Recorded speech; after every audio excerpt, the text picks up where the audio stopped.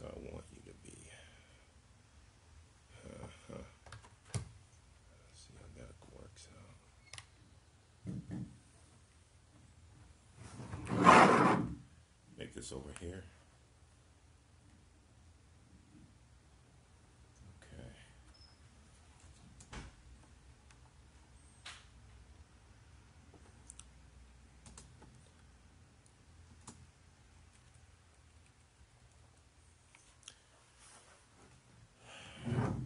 Bismillah.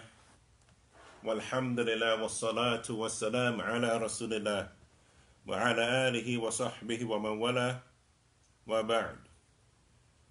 Hayyakumullah jami'a. Welcome, brothers and sisters, to the class dealing with rulings regarding the beautification of the women. Inshallah, we're just going to get right into it. Bidnillahi jalla jalalu. So,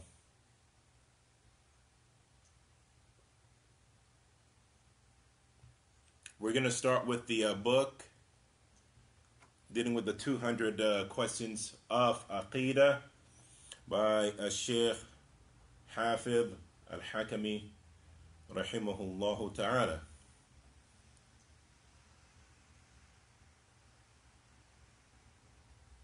So the first question we're going to ask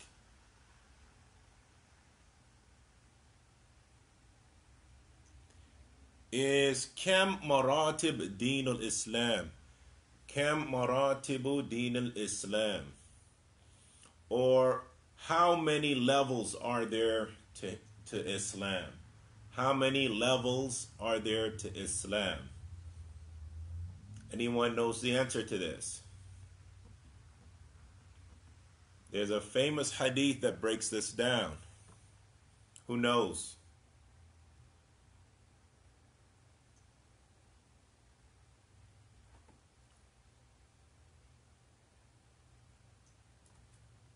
Okay, well, let's see what the Sheikh has to say. The Sheikh says, وَهُوَ ثَلَاثُ مَرَاتِبْ الإسلام والإيمان والإحسان وكل واحد منها إذا أطلق شمل الدين كله. So the Sheikh said that there are three levels. There are three levels to Islam as a religion. The first level is Islam, then the level of Iman, and then the level of Ihsan. Now, does this sound familiar? That's from the hadith of Jibreel, right?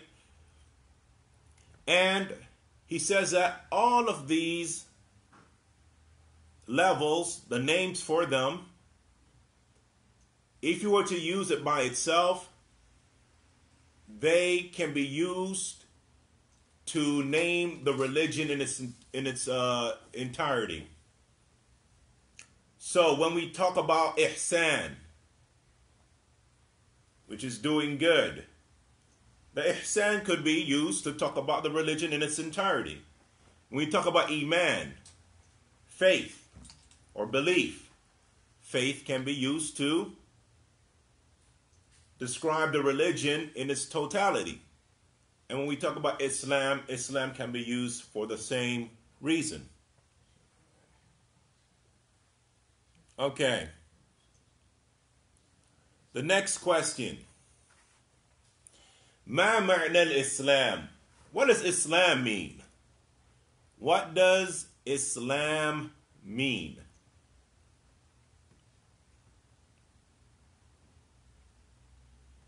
Give you guys some minute to think about it.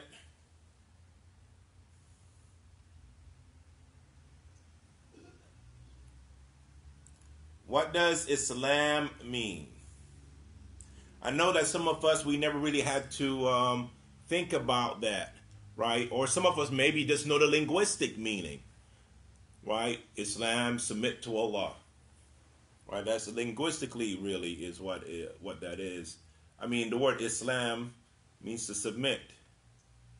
So if someone was to say Islam is submission to Allah, yes, that is. But there's a more comprehensive definition. Let's see who knows it.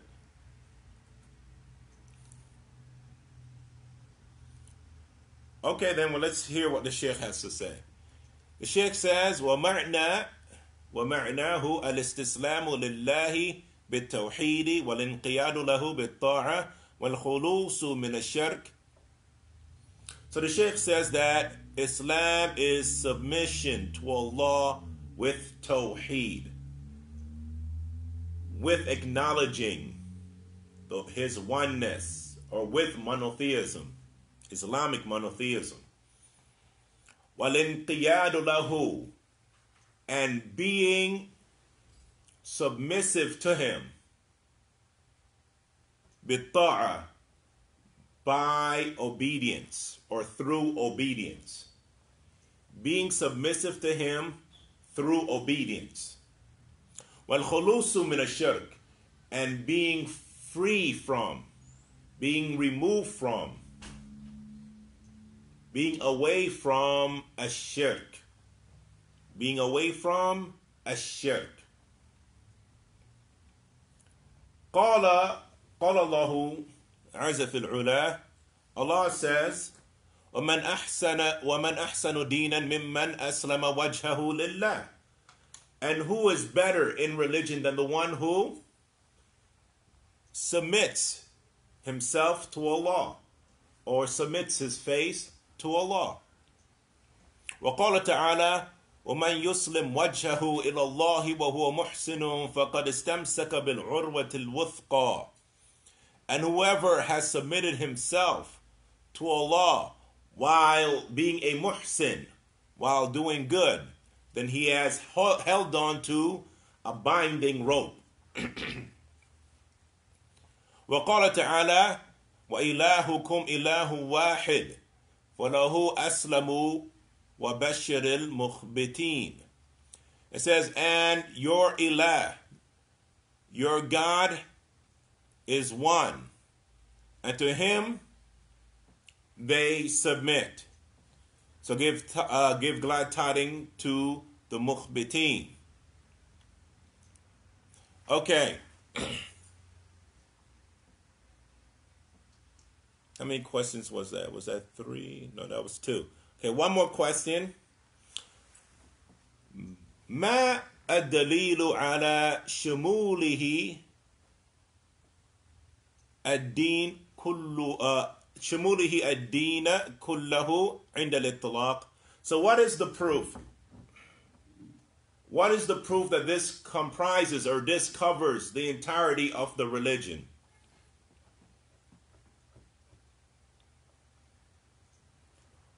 The word Islam. What is the proof that that covers the entirety of the religion? This religion of ours that we practice. Now this one is a little bit more difficult, I think, than the other 2 questions. The proof of that is the statement of Allah, Jalla Jalalu, Inna Deena Indallahi Islam. The religion to Allah is Islam. وقال النبي صلى الله عليه وسلم بدأ الإسلام غريبا وسيعود غريبا كما بدأ فطوبى للغرباء. Right? So the Prophet صلى الله عليه وسلم said that Islam, our religion, Islam began as something strange, and it will return as something strange. So the Prophet ﷺ called this religion of ours Islam. وقال صلى الله عليه وسلم أفضل الإسلام إيمان بالله. And the Prophet ﷺ also said that the best Islam is belief in Allah. The best Islam, that means the best type of submission, is belief in Allah. وغير ذلك كثيرا. He said there are other proofs as well. Okay, so with that, we're done with that book. So we're going to move inshallah ta'ala to the main book.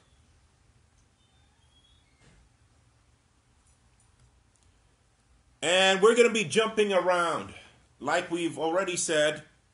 But inshallah ta'ala, I'm hoping that we are able to get to a place where those people who are musta'jilin, those people who are in a hurry or in a haste to get to what they consider the good stuff, you know, they'll be pretty satisfied with the topics that we're going to cover today, inshallah. Okay, so a couple of issues that we're going to cover is going to be Thabatu Ahkam al-Islam, the establishing or the presence of Ahkam al-Islam. So she goes on to say, يترتب على المبدأ السابق اكتمال الشرائع عند موت النبي صلى الله عليه وسلم. So we're gonna continue this talk or continue this subject built upon that which has already preceded, beginning with the completion of the legislation through the death of the Prophet Muhammad sallallahu alaihi wasallam. وعلى تسليمنا بأن الأحكام في الإسلام مصدرهما الأساسي كتاب الله تعالى وسنة نبيه صلى الله عليه وسلم. And also with us admitting and submitting to, right, and being in total, agreement that the legislation in Islam, its sources, its fundamental sources are the Book of Allah and the Sunnah, the way of His Prophet sallallahu alaihi wasallam. هما ثابتان لا يطرأ عليهما تبديل ولا تغيير. And they are established. These two sources of legislation are established. They're not going anywhere. We can't introduce anything to them or exchange them for anything. كما سبق ويترتب على كل هذا ثبات الأحكام المنبثقة عنهما. So, with that being said, then we also adhere to that which is established of legislation which is derived or which comes from them. So those legislative matters that come from them, we also have to affirm and accept those.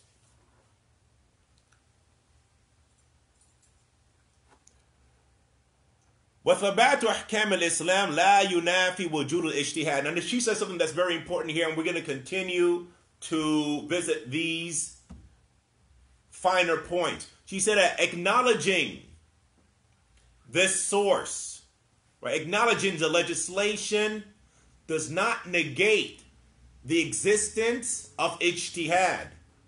And right, and ijtihad is what? Striving to come about or come with or derive a ruling. Striving to derive a ruling, that is what ijtihad is, right? Using what we would call if you were like using inference. If you were like reading a book, for example, you'll use the information in a book to derive certain points, come to certain understandings. So it is like that. So ijtihad is like inference, where a scholar uses his knowledge of the Book of Allah and the Sunnah of the Messenger sallallahu alaihi wasallam to derive rulings. So acknowledging the fact that Islam and its legislation comes from the Book of Allah and the Sunnah of the Messenger sallallahu alaihi wasallam does not negate that we have ijtihad and the existence of ijtihad. فَإِنَّهُ يَكُونُ فِي مَا لَا نَصَّ فِيهِ. Because ijtihad is something that exists when there is no text in that particular issue. This is when ijtihad happens, right? أو وجد فيه نص ظني الدلالة تختلف الأفهام في معرفة المراد فيه. Another instance where there's ijtihad, where you do have a text, but it's in what it indicates of ruling is speculative, meaning it's not clear. You know, some people might understand that text is referring to this matter in ruling, while some people do not. And in that instance, a scholar can make ijtihad. وثبات أحكام الإسلام لا يتنافى مع مبدأ إعادة النظر في الاجتهاد. So, like he said, that recognizing the existence and the establishment of the legislative ruling does not mean that we don't understand the need for ijtihad and its place in Islam. He says, لأن ما لم يثبت حكمه بدلالة قطعية يختلف نظر المجتهد فيه حسب فهمه وإدراكه للمقصود من النص. Now here, this is something that we've talked about already, so we could kind of skip that, inshallah ta'ala, and we're going to go to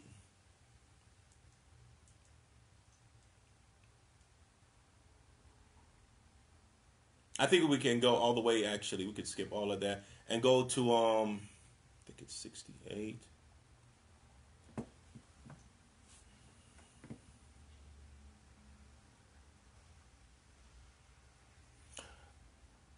Okay, we've already, in the past, we covered the topic of zina and jamal, dealing with beauty and beautification. And what's the difference between beauty and beautification? We're going to reiterate that or go over that a little bit here briefly so that we can be caught up. So jamal, or the word that means beauty, is talking about natural beauty, right? The way a person looks naturally without any addition, the way a building looks naturally without any changes or addition, and so forth. Zina, and that's with a long E sound, not zina, but zina. This is beautification, which is an addition, when you try to adorn something in order to bring out whatever beauty it might have, or conceal whatever deficiency in that area that it might have. Okay, so what we're going to talk about here now in this particular part is azina wa sunan al-fitra. We're going to be talking about beautification and the sunan of al-fitra, and we're going to explain what fitra means bidnillahi jalla jalalu. So he says al-fitra fil lugha. Linguistically, al-fitra, it means ma fatara Allahu alayh al-khalq min al-ma'rifa bi. So it is the natural state in which Allah subhanahu wa ta'ala has created the creation that they're known by. The natural state that Allah subhanahu wa ta'ala has created the creation that they are known by. Okay. وَقِيلَ الْفِطْرَةُ الْخِلْقَ التي يخلق عليها أو يخلق عليها المولود في بطن أمه. Another definition is that, the fitra is the khilqa. It is the physical characteristics which a fetus is created or shaped into from the time that it's in its mother's stomach, right? So that will be what fitra is. Okay. So it says as-sunan al-fitra dambuha hadithun nabi. Now there is a hadith that talks about the sunan of al-fitra, right? The natural state, the sunan of the natural state, in which the Prophet sallallahu alaihi wasallam, he said al-fitratu khams, that the fitra, the natural state, is 5. Or he said khamsatun min al-fitra, or there are 5 things from al-fitra. So the Prophet ﷺ begins to name them. So he said al-khitan, circumcision, al-istihdad, which is shaving the private parts, wa taqlim al-adfar, clipping the nails, wa natf al-ibit, which is plucking the underarms, وَقَصُّ الشَّارِبِ, and cutting the mustache. Okay, now that's one narration. Now in another narration it says al-ashrun min al-fitra. There are 10 things from al-fitra, from the natural state. So he says qassu sharib, which is cutting the mustache, i'fa'ul lihya, and leaving the beard to grow, was-siwak, and using siwak, the miswak, wal-istinshaq bil-ma, or using water to rinse out your mouth, wa-qassul adfar, clipping the nails, ghusl baramij, and washing your knuckles, which I do believe that is talking about in general just washing the hands, and natful ibit, which is plucking the underarms, and halqul ana, and this is shaving the armpits. No wait, natful ibit, that's the underarm. Halqul ana is shaving the private parts, and intiqasul ma, and being not using a lot of water. I do believe that's what that means. SubhanAllah. No, I'm sorry. Not using a lot of water, but intiqas bil ma, meaning using water to purify yourself. Using water to purify yourself. Wal maqsood bil fitra huna. So now she's going to talk about what is intended by al fitra huna, the natural state. What does it mean here in this hadith? Because there are differences of opinion amongst the scholar as far as the meaning, right? So qala Nawawi, Imam Nawawi, the same Imam that made 40 hadith of Imam Nawawi, he said, وَمَعْنَاهُ أَنَّهَا مِنْ سُنَنِ الْأَنْبِيَاءِ صَلَوَاتُ اللَّهِ عَلَيْهِمْ وَسَلَامُهُ. So he said that, what it means here, that this is the sunnah, this is the way of the prophets. May Allah be pleased with them. May Allah send blessings and peace upon them. وَقِيلَ هِيَ الدِّينِ. And another interpretation of what al-fitra means, or sunanul fitra, the sunan of the natural way that we are created, or a natural disposition, you could say, is that it is talking about the religion. So sunan, one of the definition of sunan is deen. One of the definition of sunan is deen. That's why you have scholars in the past, they used to make books and call it a sunan or sharh sunnah, explaining the sunnah, or a sunan. And in that book, they have issues pertaining to the religion, especially in issues of aqidah, issues of belief. But they call it a sunnah.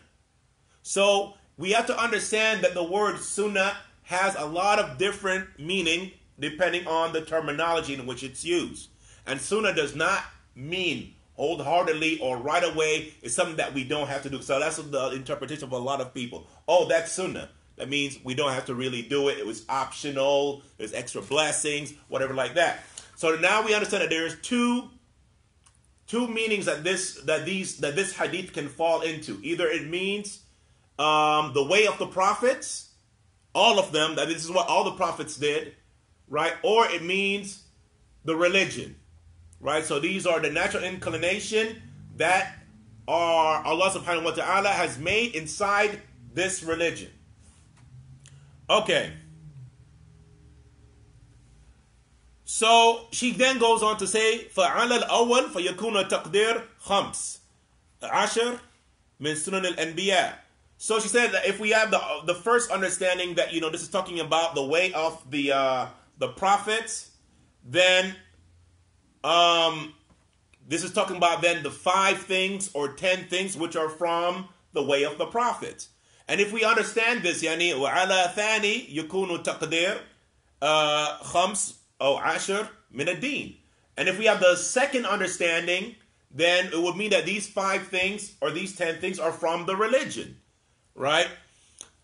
So she goes on to say, وقوله صلى الله عليه وسلم من الفطرة يفيد أن هذه بعض خصال الفطرة لا كلها. Also, another thing that we understand from the Prophet sallallahu alaihi wasallam statement that this is from the fitrah is that this is some of the characteristics from the fitrah. This is some of them, not all of them. والمعنى أن هذه الأمور إذا فعلت كان فاعلها متصفا بالفطرة. And what this means is that the person who does these things, that person, their characteristic falls in line with that which would be considered that they're upon the fitrah. That means they're upon the natural state in which Allah subhanahu wa ta'ala has called to. Okay. وَفِيهِمَا or وَفِيمَا يَلِي مُزِيد بَيَانْ لِبَعْضِ السُّنَنِ. So now what she's going to do in what's to come, she's going to clarify some of these different practices. وَسَأَقْتَصِرُ عَلَى مَا تَشْتَرِكُ فِيهِ النِّسَاء مَعَ الرِّجَالِ. But what she's going to do is only focus on those issues that are from the fitrah, which both men and women have to do. So obviously she's not going to talk about the mustache and things like that, even though some women Allah mustache. Okay, anyway, continuing. So the first thing that she's going to talk about is al-khitan, which is circumcision. Which, subhanAllah, this is so appropriate because I actually had a very interesting story that happened in the world of Facebook regarding a post that someone posted about the hadith regarding circumcision. But anyway, so let's see what she says. She says, Al-khitan fil inath huwa qat'u ma ala farj al-untha. She says that when it comes to circumcision for the woman, it is cutting that which is upon the vagina of the woman. Like how a rooster has a comb, the comb, that the thing that's on top of its head. So it's like something that's like that is cut. وحكمه عند المالكية مكرمة للإناث ليس بواجب. And according to the Maliki school of thought, that this act, the act of circumcision for women, is something that is something that brings her honor, but it is not something that is obligatory. وَعِنْدَ الشَّافِعِيَّ وَجْهَانِ. But according to the school of thought of Imam al-Shafi'i, they have two opinions on this issue. Wajib wa sunnah. One opinion is that it's obligatory, the other is that it's the sunnah. It says, وَالْوَجْهُ الثَّانِي شَاذٌ وَصَحِيحٌ الْمَشْهُورُ الَّذِي نَصَّ الشَّافِعِي عَلَيْهِ أَنَّهُ wajib. But Imam al-Nawawi says that the second opinion, that it's sunnah, this is a strange opinion from the school of thought of Imam Shafi'i, and the correct opinion from his school of thought is that it is obligatory. قالوا يستحب أن يقطع في المرأة شيء يسير. So they say, this is going back to the school of thought of Imam Shafi'i, that it is light, that when this procedure is performed, that they cut off something very small from the clitoris of the woman. وَلَا يُبَالِغْ فِي الْقَطْعِ. And they cannot go to extremes in doing this. They cannot go to extremes in doing this. وَوَقْتُ وُجُوبِهِ. Now they're going to talk about or delve into when is this act being done. And there's a similar question that has to be asked for males too as well. When is it obligatory? Because we know it's obligatory for males, but when do they have to do it? Right? In our society, it's kind of easy to just do it at birth, but is it obligatory to do it at birth? Inshallah ta'ala, when we talk about males, we can discuss that. And I know brothers that did it when they're older, and it took them out for like about a couple of weeks and stuff. They were in the house and stuff, you know what I'm saying? Can't really, maintain with the amount of pain that procedure costs.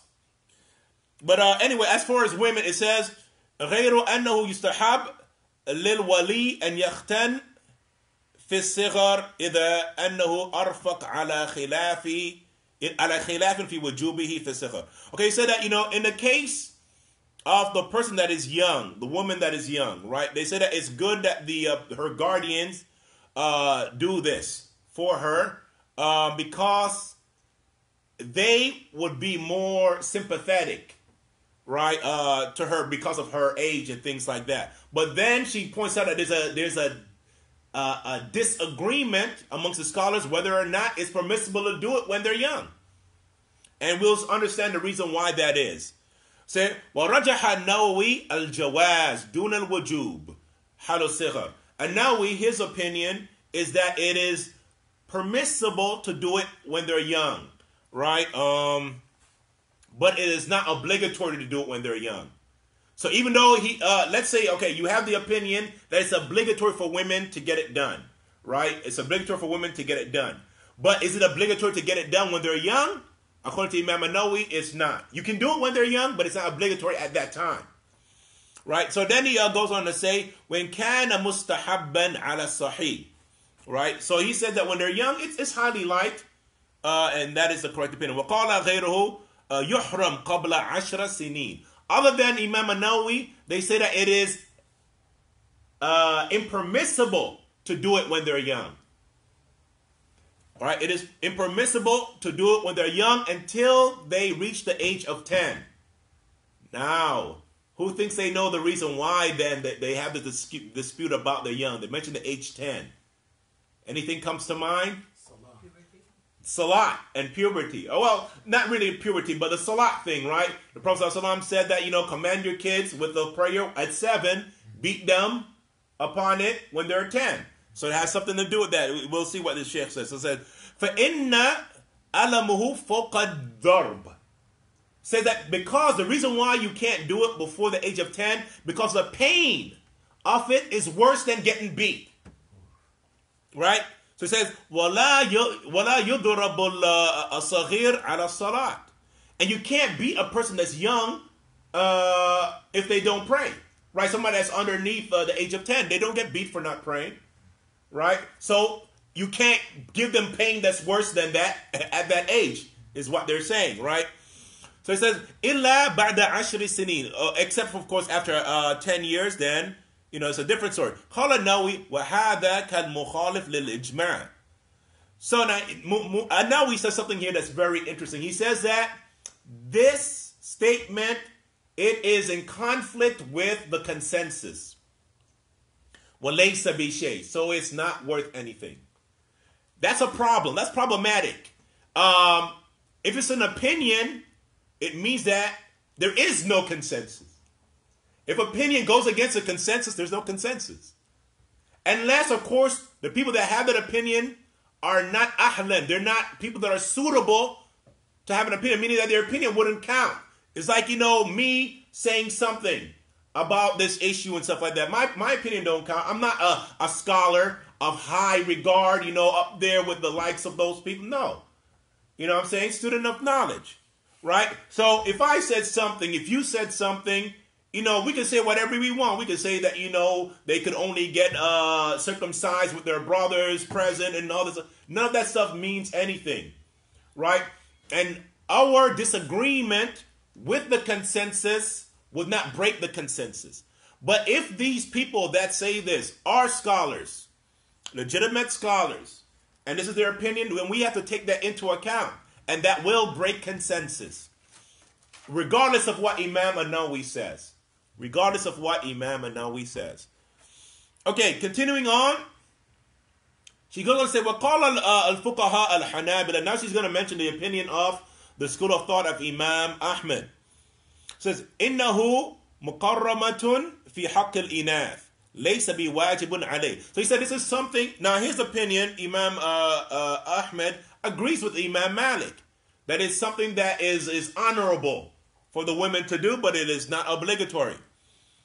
وإنما شرع في حق النساء لأن النبي صلى الله عليه وسلم قال إذا جلس بين شعبها الأربع ومس الختان فقد وجب الغسل. He said the reason why it is legislated for the women is because the Prophet sallallahu alaihi wasallam said in a hadith that if a man sits between the legs of his wife and his private part touches her private part, and the word that's used here is khitan. I mean the part that has been circumcised.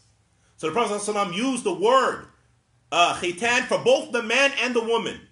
So the part that is circumcised for the man touches the part that is circumcised for the woman. And if this happens, then it's obligatory that they take a ghusl. They have to take a ghusl if that happens, right? So ejaculation, this is just a proof that the scholars use to show that ejaculation is not what necessitates a ghusl when it comes to sexual relations. Right? So a brother can say that, well, I didn't, yes, I entered upon her, but I didn't ejaculate. Doesn't matter.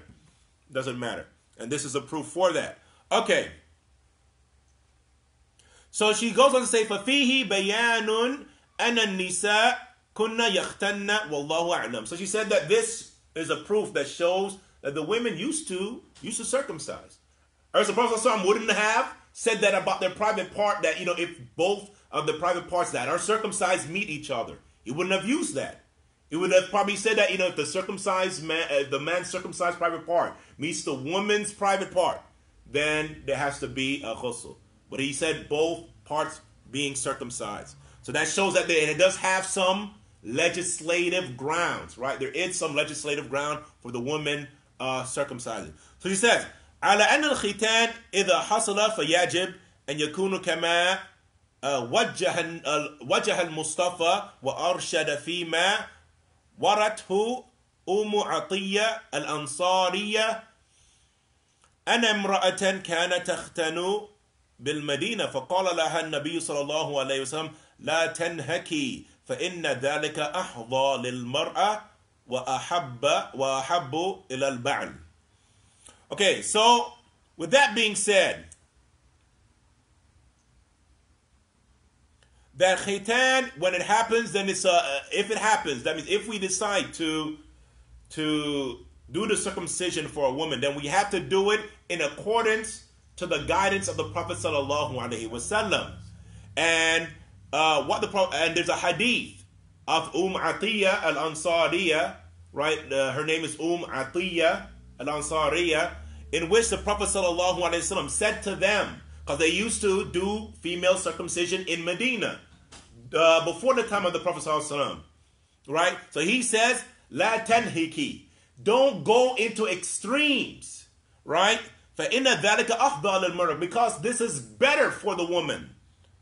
وَأَحَبَّ إِلَى الْبَعْلِ, and it is something that is more liked for her husband. Her husband will enjoy this, right? So it says, don't go to extreme. Go to extreme in what? In what you take off from the woman's private parts, or from the woman's clitoris area. I mean, I don't really know. I'm not a scientist. A doctor, so I don't know actually which part is supposed to be circumcised. So Allah knows best as far as that. Okay, so it says,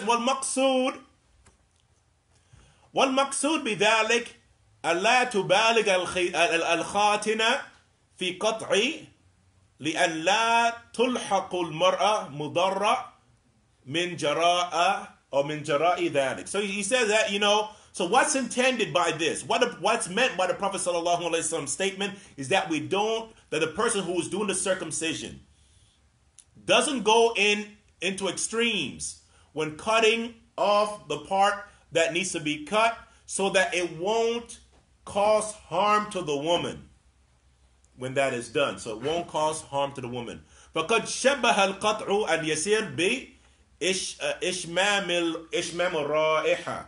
And it said that the amount that should be cut off has been compared to taking a whiff of something, which means اقطعي بعض النواة ولا تستأصليها. And this means that you cut off just a small portion of the clitoris without taking the whole thing off. وكثير من الأطباء المعاصرين يؤيدون ذلك إذا حدث وفق التعاليم النبوية. It says there are doctors who they champion for this, right? And they support this act being done, the circumcision being done, as long as it is done in accordance to the prophetic teachings.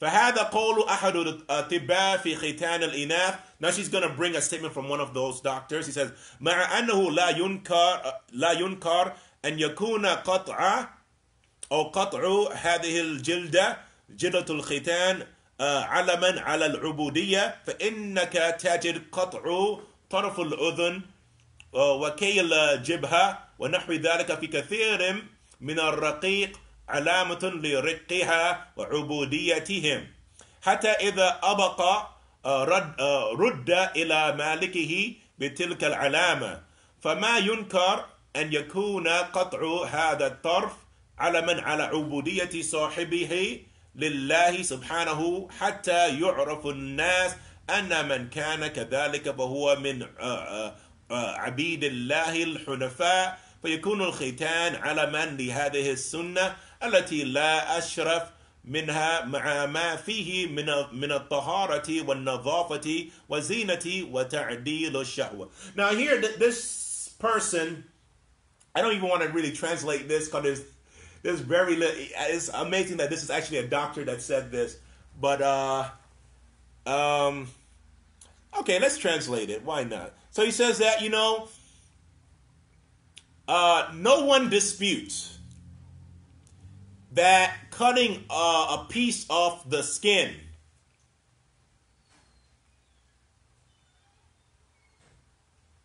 or I'm sorry, cutting off the skin, right? The skin of circumcision is a sign of being in servitude. Okay, so it says, so you find that cutting off a part of the ears or brandishing, like, with a hot poker, brandishing the face and other things like that, when it comes to a slave, is a sign that that person is a slave and is in servitude. So, to the point that if that slave was to run away, that would be used to be able to send him back to his owner, right? His master. So if you don't disagree with that, and that this is a sign of servitude to that person, then he starts talking about, doing this is a servitude to Allah subhanahu wa ta'ala, so that people know that this person is a servant of Allah upon Hanafiya and so forth and whatever, and known for cleanliness and things like that. So that's what that doctor says. But a doctor making, unless he is also well versed in Islamic, I wouldn't take that from him at all, because I don't see that. If someone said that to me, that doesn't prove their point in this case anyway for me. Because Allah musta'an. Okay, so anyway, continuing on, she says, وَكَثِيرٌ مِّنَ النَّاسِ يُعَارِضُونَ خِتَانُ الْبَنَاتِ. So a lot of people, they are against a woman having circumcision. It says, لِأَنَّهُمْ يَرَوْنَ الصُّورَ السَّيِّئَ لَهُ. That's because they've seen the bad picture of it, right? تلك التي تجري في أرياف السودان والصومال وغيرهما والذي يشمل قطع جزء أو كل الأعضاء التناسلية عند البنات. So he said that, and this is what you see, this bad picture of circumcision is what you see happening in certain parts of Sudan and Somalia and other than these places, in which, what they do is they cut off either a huge chunk of the clitoris, or in some cases they remove the whole sexual organ in its entirety, right?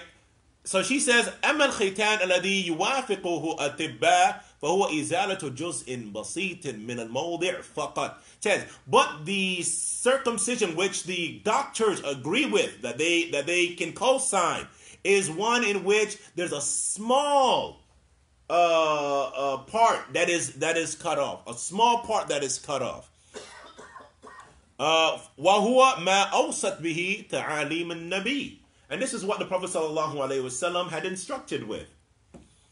وَالْخِتَانْ الْمَرْفُوضَهُ صُوَرٌ مُتَعَدِّدًا. Now she's talking about these other ways in which people do circumcision. It has a lot of different types of looks to it, right? So she says, فَقَدْ يَصِلْ بَعْضُهَا لِتَشْوِي الْكَامِلِ الْفَرْجِ. He says that some of it can reach to the point or to the extent of mutilating the woman's private part. mutilating the woman's private part. ويجري في معظم الحالات في ظروف بدائية or بدائية. And so a lot of this time it is done in a very primitive situation or conditions. In very primitive conditions. مع أدوات جراحية غير صحية. Using tools to perform this procedure that are not at all healthy. Not healthy. I'm looking for another word. They're not at all clean. Yeah. What's the word? What's that word they use for cleaning things? Sanitary. Yeah, there you go. Sanitary. All right. وثم يعالج المكان بعد إجراء العملية بطرق بدائية. And also when they're finished with the surgery, they try to medicate or they try to I guess you could say fix that area using very primitive techniques and very primitive ways of fixing that area after they've done their thing. لوقف النزف ومساعدة الجرح على الاستئلام. And this is supposed to be something that stops the bleeding and it's supposed to help the healing. وهذا يؤدي إلى حدوث الالتهابات. I said what this does is actually causes the area to become inflamed. ومضاعفات وأضرار صحية كثيرة. And of course this leads to a lot of medical problems. لأن صورته الخاطئة التي يجري فيها تكون بأخذ الخاتنة البذر كله مع جزء من الشفرين الكبيرين. And that's because the person who does this, they take the clitoris and that part that's around that area, all of it. مما يؤدي إلى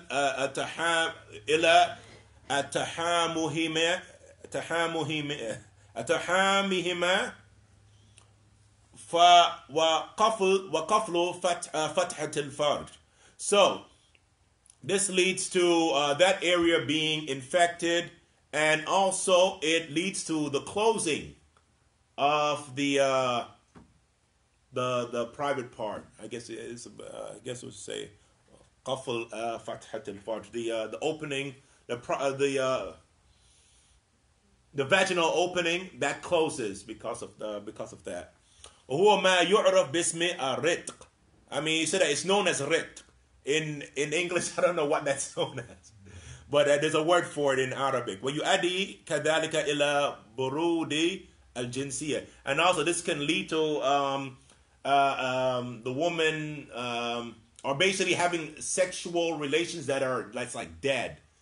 You know, basically it's very cold. It's not really filled with passion or anything like that. Okay. And that's really where I wanted to stop. We can cover the rest of the Sunan, inshallah ta'ala. I don't know, maybe how much time did we cover? Maybe we can cover some more of the different fitra, more of the different natural state that is part of the religion, like istihdad, which is shaving the private parts. Let's go over that. It says وهو حلق العانة سمي بذلك لأن استعمال الحديد فيه. Okay, that doesn't help us out because that's all has to do with Arabic language. ويهدف إلى نظافة الموضع. So the reason why we shave the private area is because it's supposed to be something that keeps that area clean. وحكمه سنة. Says that, and the ruling regards to it is that it is sunnah. ذكر النووي أنه سنة بالاتفاق. According to Imam al-Nawawi, there is an agreement. I mean, there's consensus that shaving the hair in the private area is sunnah. Right? ويجب على المرأة على الأصح. But for a woman, it is obligatory according to the correct opinion. Okay? It says, وَإِذَا أَمَرَهَا زَوْجُهَا بِهِ. Oh, I'm sorry. There's another part to that. If her husband tells her to do it. it's obligatory for her to do it. So not just in general it's obligatory. But the correct opinion is if her husband tells her to do it, then it's obligatory for her to do it. هذا وإن لم يكن فاحشا بحيث ينفر التواق فإن فحش ونفره ووجب عليهما إزالته قطعا. So as long as it's not, it doesn't grow so much, where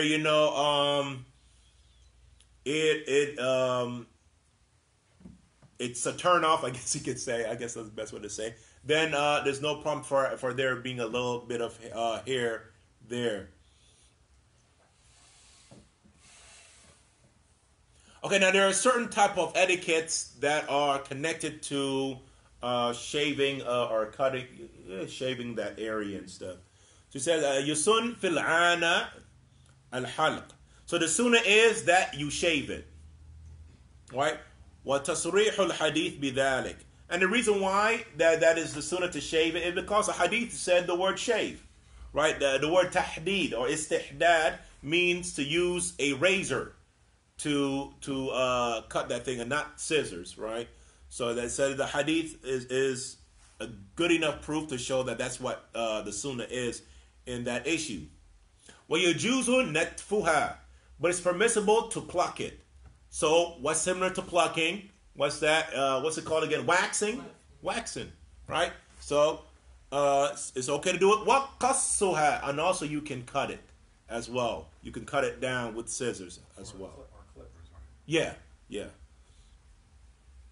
وَإِزَالَتُهَا بِالنُّورَةِ, also using lasers. وَلَكِنَّهُ يَكُونُ تَارِكًا لِلْأَفْضَلِ, but when you do it these other ways, you're leaving the best way to get rid of it, which is shaving. يَتَأَدَّى أَصْلُ السُّنَّةِ بِكُلِّ مَزِيلٍ, but whichever way you use, you've just completed the sunnah of that. Whichever way you use to get that hair gone, you have done your part of the sunnah. وَيُلْحَقْ وَيَحْلِقُ الْمَرْءُ لِنَفْسِهِ. Okay, so a man, that he should do this himself. فَلَا يَجُوزُ وَلَا يَجُوزُ أَن تُوَلَّى لِغَيْرِهِ. So you don't make somebody else do it. Okay? Right? It has to be told, right? I mean, some people, who knows what other... إِلَّا لِمَنْ يَجُوزُ لَهُ الْمَسْ وَالنَّظَرْ كَالزَّوْجِ وَالزَّوْجَةِ. Of course, it's permissible for the spouses to do each other in this because it's permissible for them to look at the private parts. مَعَ الْكِرَاهَةِ. But even in this instance, they say that it's disliked. Okay. Now, plucking the underarms. Plucking the underarms.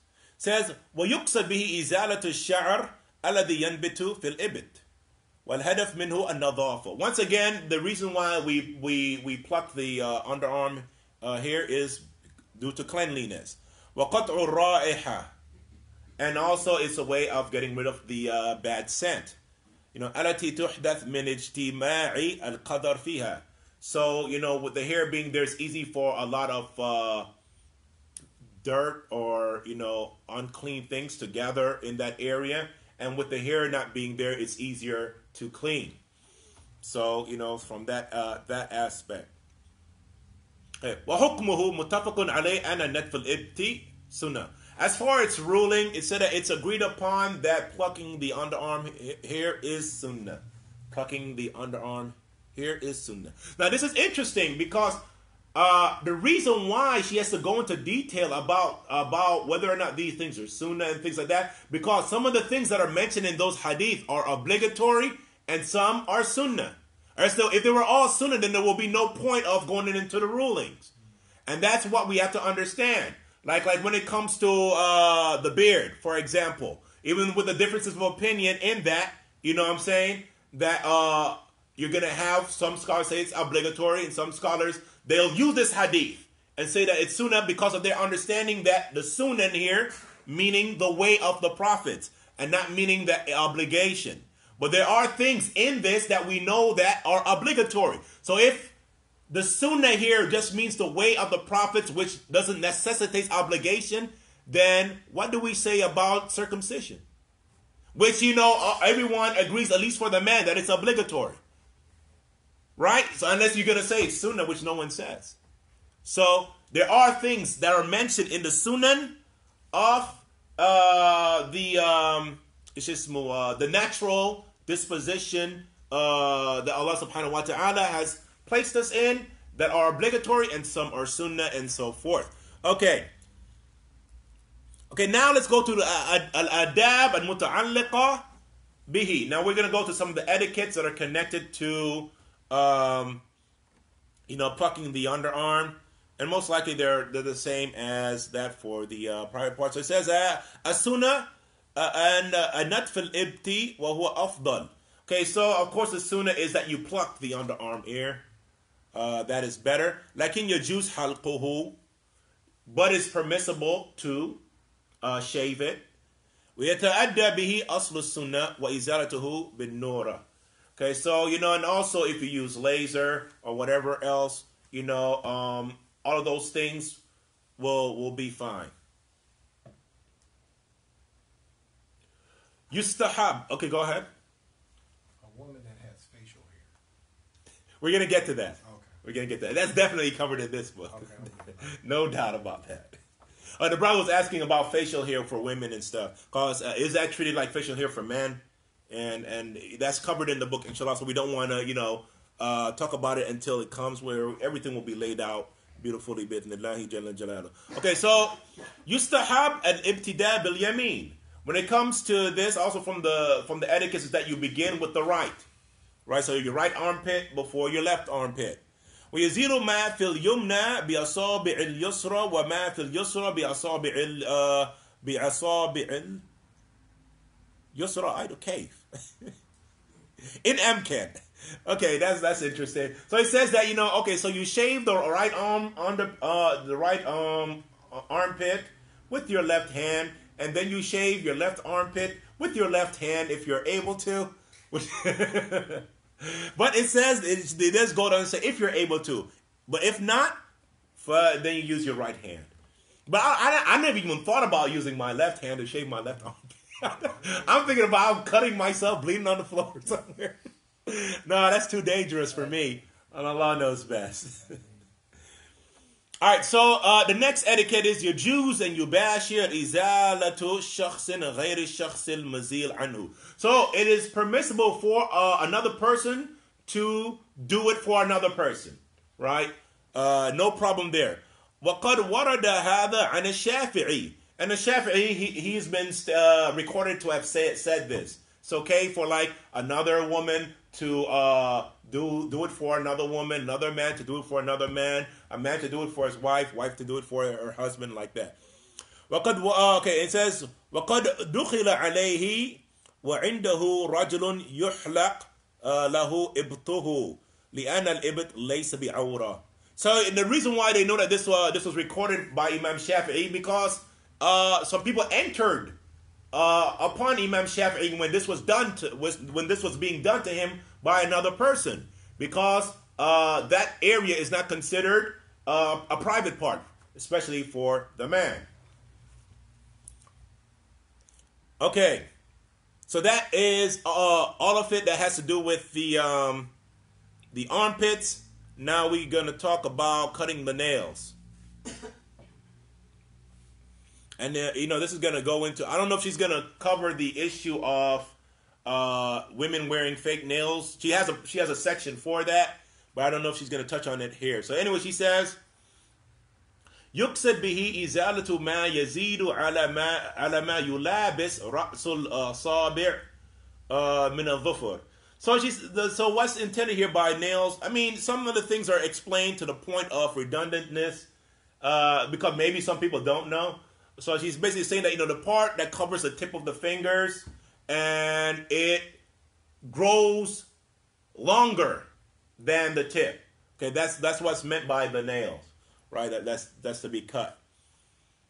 It says لأن الوسخ يجتمع فيه فيستقدر. And the reason why those are cut because dirt can gather in that area, and it's considered unclean.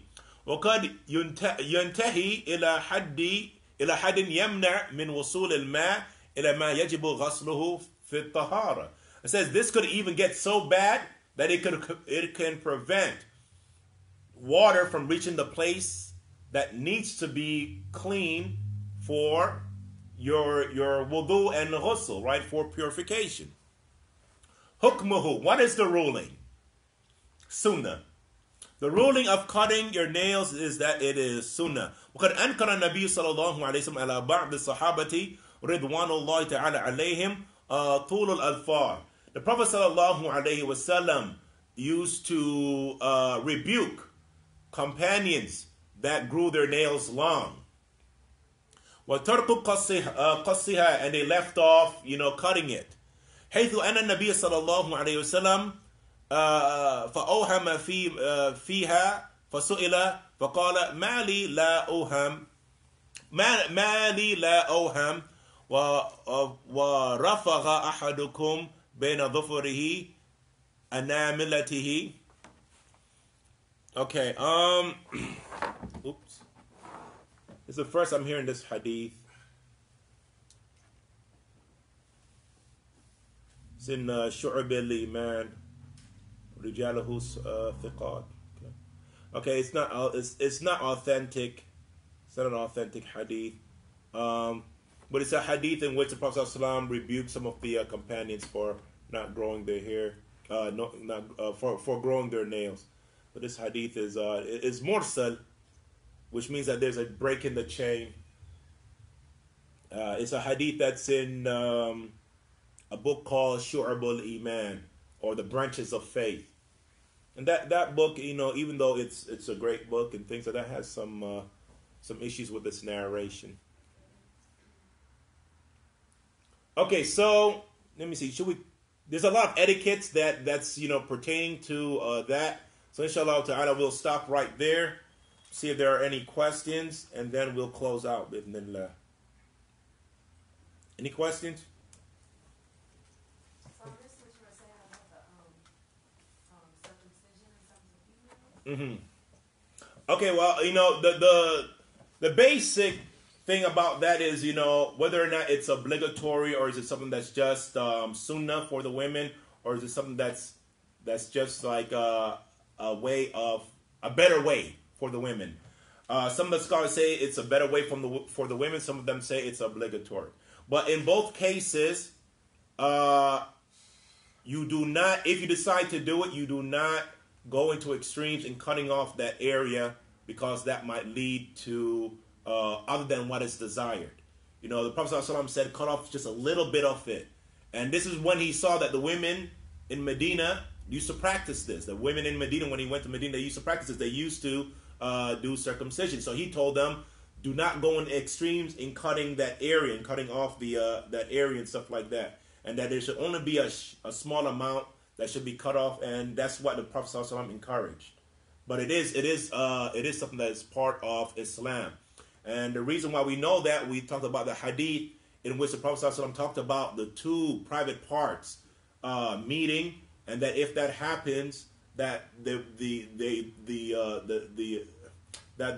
people involved, they have to make a ghusl. They have to make a ghusl. And the word that he used for the two private parts meeting is the word for circumcised. So he said that basically he's saying if the male private part that is circumcised meets the female private part that is circumcised, then both of them have to make a ghusl, right? So this shows that this is something that's legislated. That, like, cause some people, they try to say that because they're only used to the bad picture of female circumcision, that they try to distance themselves and Islam from it by saying that that's a barbaric practice and things like that. The way that the things that they're shown is barbaric, and it's not part of the Sunnah, right? But if it is done correctly, it is part of the Sunnah, and it's something that the Prophet ﷺ encourages. So we got to be careful when we. Did he do that? He never did it, but he encouraged it to be done. Obviously, I mean, he encouraged it to be done. That's why he said to the companions when he saw them doing it, to not go to extremes in doing it. only cut off a little bit. He told him to only cut off a little bit because it is something that it's something that is good for the woman, and it will make her husband happy. What's supposed to happen when a woman does it, when it's done correctly, it brings physical benefits for the woman and for her husband. When it comes to, relations and things like that. But if it's done incorrectly, then, which a lot of places are doing it, like she mentions some places in Sudan, some places in Somalia, that what they're doing is that they're getting rid of not just the clitoris, they're getting rid of all of that. And that is something that is not even from the religion at all. And that's barbaric. Yeah, barbaric, yeah. So that's the thing. So we have to be careful of trying to run away from the bad. We also run away from the good. That's what we have to worry about. So in this instance, as long as we do it in a way that the doctors advise, which is also in accordance to the Sunnah of the Prophet Muhammad sallallahu alaihi wasallam, then there shouldn't be a problem with it being done. And the correct opinion in it, as far as what I pick, which is that it's something that is good to do, but it's not something that that you have to do. It's not sunnah. It's not obligatory by any means, and Allah knows best. But we discussed which scholars said which viewpoints and things like that. As far as that's concerned, you good on that now? Okay. I was wondering, because I've only ever heard horror stories, and I know, of sisters who that has happened to, which they have horror stories. Yeah, and that's the problem. I wish I knew someone who actually does it in accordance to the Sunnah, so we could combat these negative things. But if it's not something that's obligatory, do we really have to worry about it too much? I don't think so. As long as we know that we don't do it that way. I think the problem is that people in those other countries, it is mandatory to them. Yeah. You know what I mean? And they don't have the option or Mm-hmm. the knowledge that, I have the option not to do it, you know what I mean, in that other kind of way. Yeah, from what I understand, especially in Somalia, I do believe that the school of thought, there is Shafi'i. There's school of thought is Shafi'i, and he is the scholar that says it's obligatory. So, so even if, with that instance, if they say that it's obligatory, then they should at least do it in accordance to the Sunnah. If that's where they're going with that. But if they're saying that you have to do it, but we're going to do it this way, where they're totally mutilating the woman's private part and things like that, that's something that has to be stopped. That's not like with today's new technology, heart transplants, kidney replacement. They put you under when they do all these things. So today's science, you can put a person under if they volunteer, if they want to do it. And they won't feel the pain because we talked about the pain and stuff. Yeah. Or you can give them some anesthesia. Yeah. In these cases, a lot of the people aren't going to hospital. But obviously, like we said, that you want to do it correctly. Yeah. And doing it correctly is going to the hospital, making sure that that everything is sanitized, clean, and the person who does it knows what they're doing. Yeah. Unfortunately, you have. It's kind of odd for us, but they have villages still. Yeah. And there's other places around, even though we're in with a so-called first world country, that they have villages, and you have people, generations of people who perform this particular situation, and they make money from it too. Yeah. So it's like, and then another thing, I got some insight from it, from people who have dealt with this. Another situation is that you have these very old men who are marrying these young women, and they're going to the extreme because of the fact that they don't necessarily have to meet what a young woman would need. Yeah, her expectation when it comes to sexual. Right, sexually. It's just in and out. I got my, and then that was it. So that's another issue, in those particular places as well. Yeah, and all these things, because most of these things are being done by people who are Muslim, it's making us look bad. A lot of people are saying that, this is part of Islam. That's an issue that we're gonna have to work strongly again, to combat, because it's not. But at the same time, we have to affirm that which is from Islam. Yes, female circumcision is something that is from Islam. Is something that's allowed in Islam, but not that way at all. American males, when they're born, couple of days, they circumcise them. Yeah, but even now that's kind of going away. Now it's optional. I hear now. Yeah. If you say, they'll ask you. Okay. Do you want them to be? Because I know in the South, Mm-hmm. there's a lot of people that didn't do that in the South. Mm-hmm. You know what I'm saying? Yeah, a lot of people in the South, they was like they didn't do it. And if you talk to them about being circumcised, I know a lot of the older brothers that was started the Jamaat, they had to go get it. Yeah. Because it wasn't a thing. They had to actually go get it. And they were like in their late 20s. You know that. I know a brother because of that. So yeah, it wasn't. It was an option. You know, and it still is. They'll ask you. You know what I mean? Like, oh, you know, you want to do this or whatever. You want this done. And for us as Muslims, the other people, you Jewish, they could bring the rabbi in. Yeah. You know, but Yeah, now they say it's optional but first they used to do it to everybody because they thought there was a health benefit. But because their science can't back up the fact that there's a health benefit, now they're making it optional. Okay. So that's what's going on. They're saying it's not a health benefit? Yeah, they say that there's no scientific proof that says that there's a health benefit. They say that that it's just as you could clean with the foreskin on just as well as you can with it off. That's what they're saying. What I heard. Not what I read. Something totally different. That it was not hygienical. You can get infections and all kind of stuff under there. Yeah, I mean, how are that? Any other questions? That's it. Okay, so with that, then we'll close up by saying Subhanakallahumma wa bihamdik wa ashhadu an la ilaha illa ant wa astaghfiruka wa atubu ilayk. Assalamu alaikum wa rahmatullahi wa barakatuh. Takbir. Oh, there was some. I guess there was some people in there. Yeah, We should cut it off so nobody hears.